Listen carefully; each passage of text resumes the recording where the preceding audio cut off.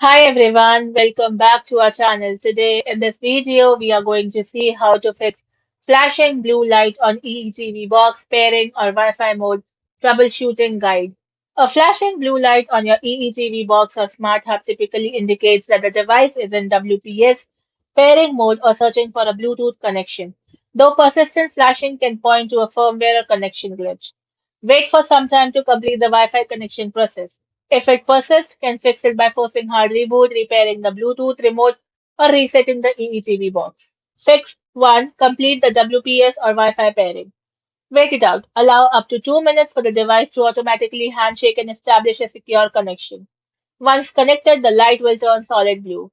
Cancel WPS. If it was pressed by accident, pressing the WPS button a second time can turn off the pairing state.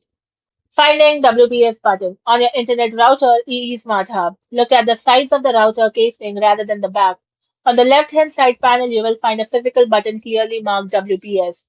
On the EE Box Pro, look at the right side panel of the box. There is a small physical button that serves as both the WPS button and the Find Remote locator.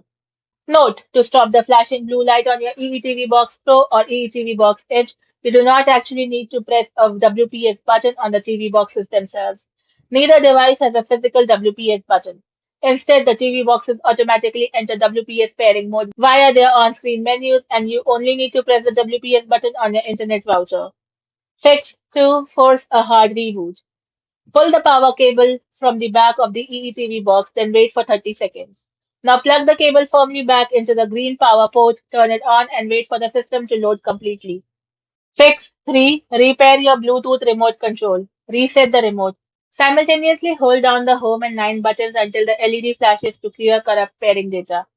Pair to the box. Stand near your fully loaded TV box, then hold down the home and 7 buttons until the EE icon flashes 3 times to re-establish the connection.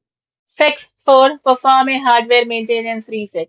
On the EE TV Box Pro or Edge, unplug the power LED from the back of the box, press and hold the Find Remote button on the side panel, plug the power back in while continuing to hold the Find Remote button, then within 3 seconds, simultaneously press and hold the power button on the front panel, then release both buttons only when the EE logo appears on your screen. On your internet router EE Smart Hub, look at the back of the router near the power switch. You will see a tiny circular hole labeled Reset.